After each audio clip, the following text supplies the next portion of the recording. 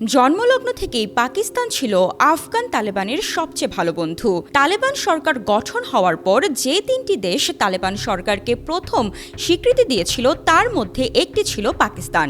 যুক্তরাষ্ট্রের ওর on terror চলাকালীন সময়েও তালেবান সরকারকে অর্থনৈতিক, কূটনৈতিক এবং রাজনৈতিকভাবে বিভিন্ন সময় সহযোগিতা করেছিল পাকিস্তান। কিন্তু বর্তমানে এই দুই দেশের সম্পর্কে দেখা যাচ্ছে টানাপোড়েন। এখন প্রশ্ন হচ্ছে, এই দুই দেশের সম্পর্ক দিন দিন কেনই বা এত জটিল হচ্ছে? এর কয়েকটি কারণের মধ্যে প্রধান হলো দুই দেশের মধ্যে দীর্ঘ সীমান্ত রেখা, ডুরান্ট লাইন। এই সীমান্ত রেখাকে কাবুল কখনোই মেনে নেয়নি। সীমান্ত এলাকায় উগ্র গোষ্ঠীদের নিরাপদ আশ্রয়, শরণার্থী আসা যাওয়া, সীমান্তে হস্তক্ষেপের অভিযোগে দেশ দুটির সম্পর্ক বৈরী হয়েছে গত কয়েক দশকে।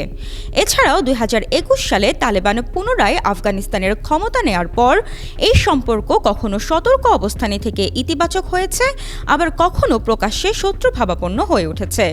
সংঘর্ষের কারণে প্রায়ই সীমান্তে পারাপার বন্ধ করে দেওয়া হয়েছে। অপরদিকে পাকিস্তান অভিযোগ করছে, নিষিদ্ধ ঘোষিত সংগঠন তেহরাকি তালেবান পাকিস্তানকে প্রশ্রয় দিচ্ছে আফগানিস্তান।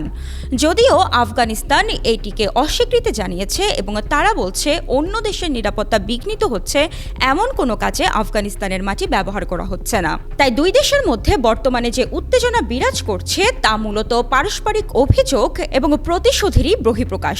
বিশ্লেষকরা আরও মনে করছেন, পাকিস্তান আফগানিস্তানে যে হামলা চালাচ্ছে তা সরাসরিভাবে আফগানিস্তানের তালেবান শাসন ব্যবস্থাকেই টার্গেট করছে।